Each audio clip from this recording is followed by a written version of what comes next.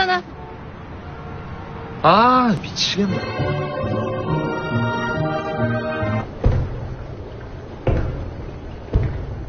진짜 멀어.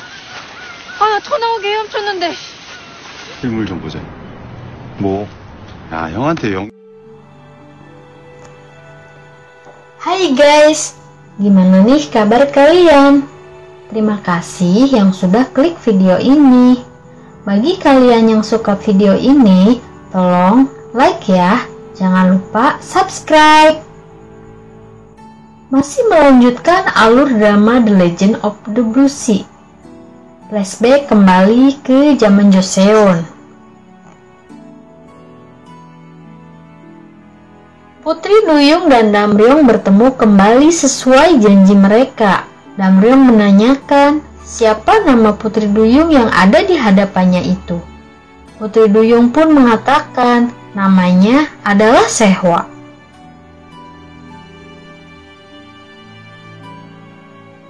Damryong teringat akan kakak perempuannya yang sudah meninggal karena namanya juga adalah Sehwa. Putri Duyung menjelaskan, nama Sehwa adalah pemberian dari anak kecil laki-laki temannya dulu yang sering bermain dengannya, karena anak itu sering bermain di pinggir pantai. Yang tak lain, anak laki-laki itu adalah Damryong saat kecil. Karena Putri Duyung menghapus ingatan Damryong, maka Damryong dewasa pun tidak ingat apa-apa. Sen pun kembali ke zaman sekarang. Saat itu, Ho Junjae terbangun di pinggir pantai sendirian. Ia merasa bingung dan melihat ada gelang giok warna hijau yang melekat di tangannya.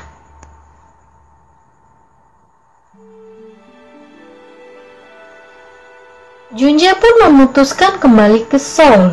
Saat tiba di bandara, tak sengaja ia berpapasan dengan seorang buronan polisi. Junjae pun menghiraukannya karena tujuan utamanya adalah pulang ke rumah. Sesampainya di rumah, Junjae kesal dan marah karena temannya itu menggunakan rumahnya seakan-akan rumah itu miliknya. Bahkan password rumah pun diganti. Junjae sudah berusaha mengusir kedua temannya itu. Namun temannya itu beralasan jika rumah mereka sudah tidak aman lagi karena sudah diketahui oleh polisi. Karena Junjae sudah di rumah, Namdu pun tak segan-segan menanyakan perihal gelang giok yang berwarna hijau yang sempat Junjae tanyakan saat itu. Namun, Junjae pun mengatakan jika ia tidak ingat akan hal itu. Bahkan, Namdu sampai memperlihatkan foto gelang giok itu yang dipakai oleh seorang gadis. Junjae pun tetap tidak ingat. Mungkin Namdu mengira Junjae berbohong, padahal memang Junjae tidak ingat apapun.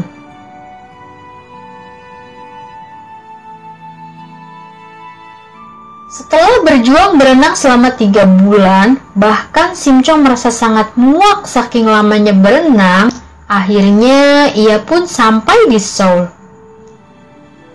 Ia sangat cepat beradaptasi dengan tempat barunya, bahkan ia pun sudah mempunyai 2 orang teman. Walaupun awalnya salah satu temannya itu yang anak kecil dulunya sempat ia palak.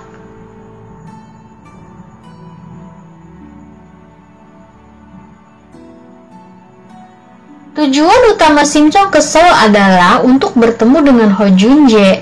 Maka dengan berbagai petunjuk dari temannya itu, Simchong berusaha menuju ke tempat yang dimaksud.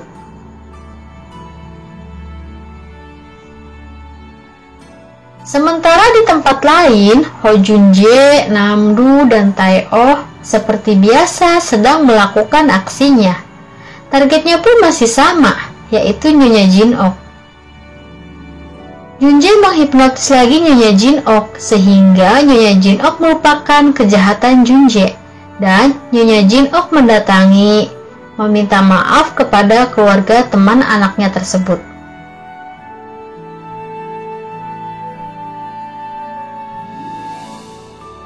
Sim Chong masuk ke gedung yang Junjae katakan waktu itu.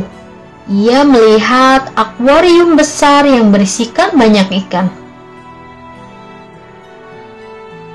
Ia merasa senang karena ia tidak akan merasa kelaparan. Sim Chong masuk ke akuarium dan ditonton oleh orang-orang. Pengunjung tak mencurigai bentuk aslinya karena di tempat itu memang ada acara pertunjukan untuk Putri Duyung. Pegawai di sana juga merasa heran karena acara pertunjukan belum saatnya dimulai. Salah satu pengunjung anak kecil melihat Sim Chong dan menunjukkan ke ibunya. Anak itu memberitahu jika Putri Duyung memakan ikan-ikan itu. Ibunya tidak mempercayainya dan menjelaskan jika Putri Duyung hidup bersahabat dengan ikan, sehingga perkataan anaknya itu tidak mungkin.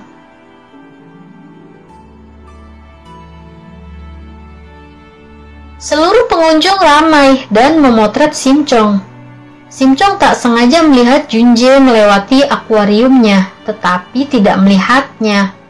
Sim Chong mengikuti Junjae dan menggedor-gedor kaca akuarium agar Junjae melihat dirinya. Ketika hendak berjalan, Junjae menoleh ke belakang dan melihat Sim Chong. Namun, Junjae kembali berbalik arah dan pergi karena ia tidak mengingat Sim Chong. Para pegawai merasa kebingungan karena penyelam pemeran Putri Duyung yang sebenarnya datang.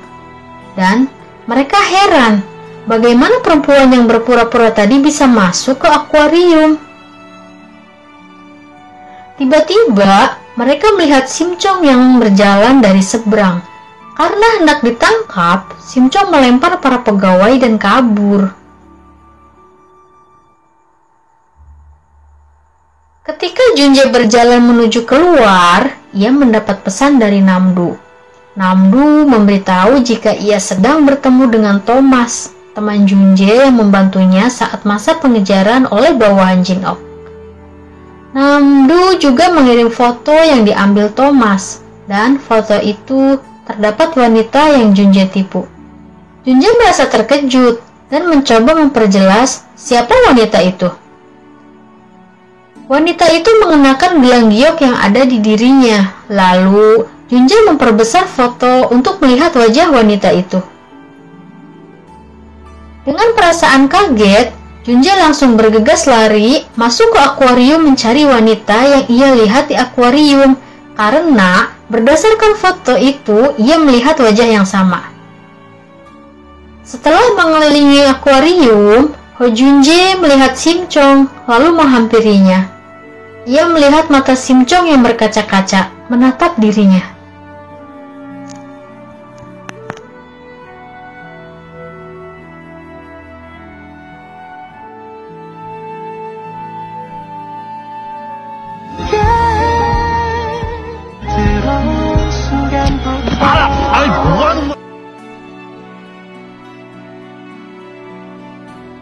당신은 나알아. 내 이름도 알고.